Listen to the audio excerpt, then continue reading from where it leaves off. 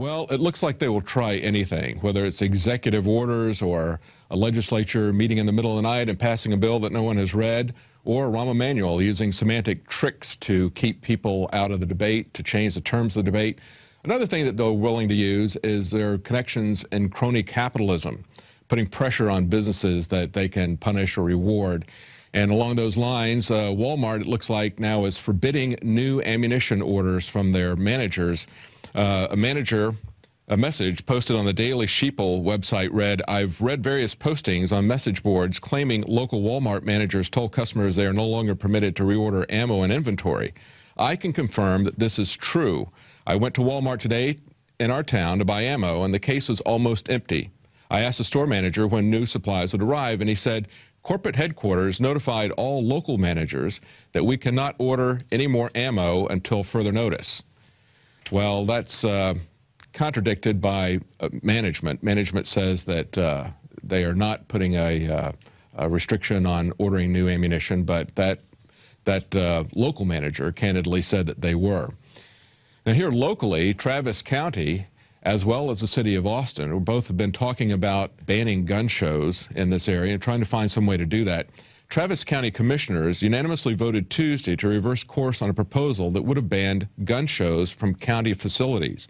Now, a lot of people pushed back on this, including the Attorney General of Texas, Texas Attorney General Greg Abbott. So it looks like they're not going to be able to do that. They've backed down at the county level, and it still remains to be seen if the people at the city level are going to be wise enough not to try to pull something like that. We have one of our last gun stories here. We've got an update on Piers Morgan and his guest calling for threats on Alex Jones's life.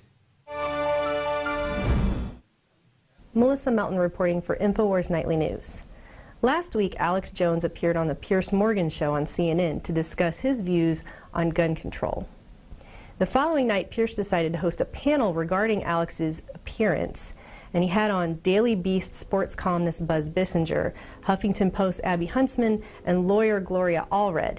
And Mr. Bissinger made what can only be described as a threat against Alex's life. Let's take a look at this clip. It is pathetic. It is ridiculous that you are allowed, I don't care what the justification is, that you are allowed in this country to own a semi-automatic weapon, much less a handgun. But what do you need a semi-automatic weapon for? The only reason I think you need it is, Piers, challenge Alex Jones to a boxing match, show up with a semi-automatic that you got legally, and pop him. I'd love to see that.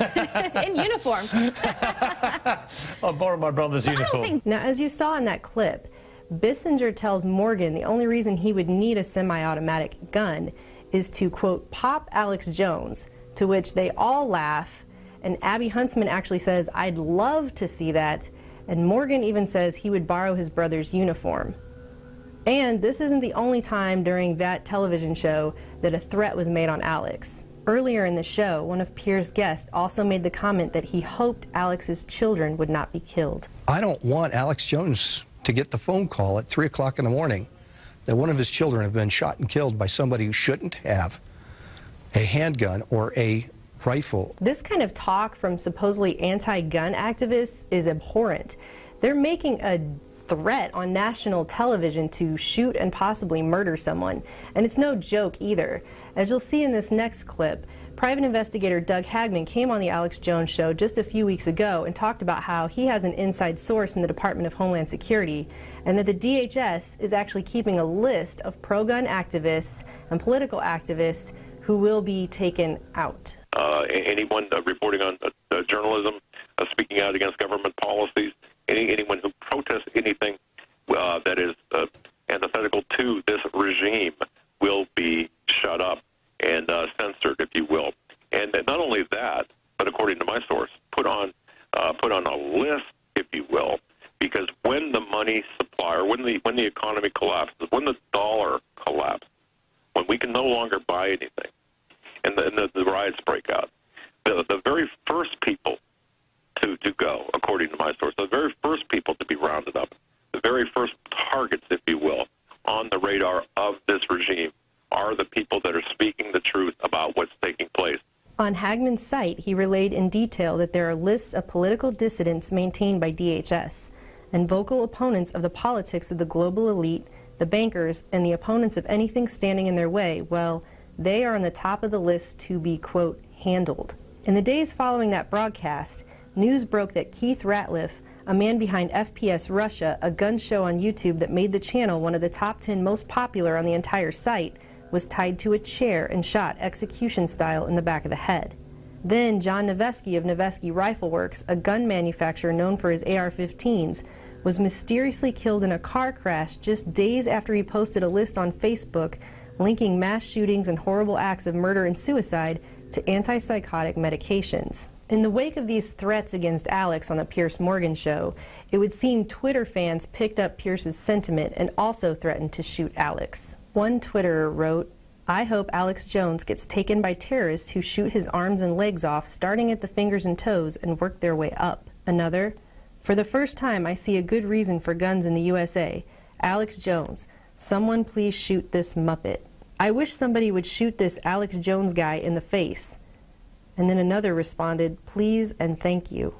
As the system ratchets up this war on our Second Amendment rights, we are seeing some unprecedented attacks against pro-gun activists and political activists who are just trying to fight for our freedom. Are we going to see another false flag next? Are we going to see another mass shooting, another Oklahoma City, another systematic takeout of a group like we did in Waco? Well, Doug Hagmann left us with this chilling warning. By the way, Alex, according to my DHS source, expect more. Expect at least one more incident to really solidify in the minds of people that these big bad assault rifles, a misnomer to be sure, are not to be in the hands of the American people. For InfoWars Nightly News, I'm Melissa Melton.